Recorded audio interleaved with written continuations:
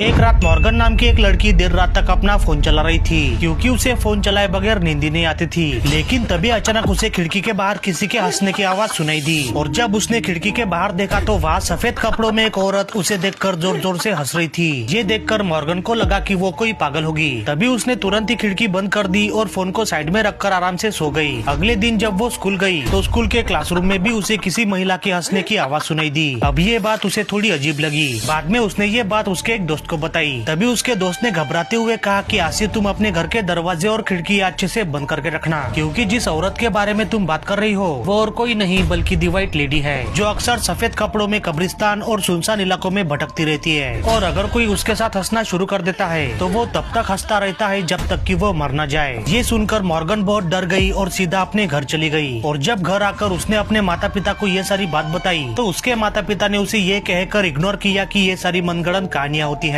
फिर उसी रात मॉर्गन को सेम वही हंसती हुई औरत की आवाज सुनाई दी, लेकिन इस बार वो आवाज खिड़की के बाहर से नहीं बल्कि उसके कमरे से आ रही थी। ये देखकर मॉर्गन जोर से चिल्लाई और तभी उस औरत ने उस पर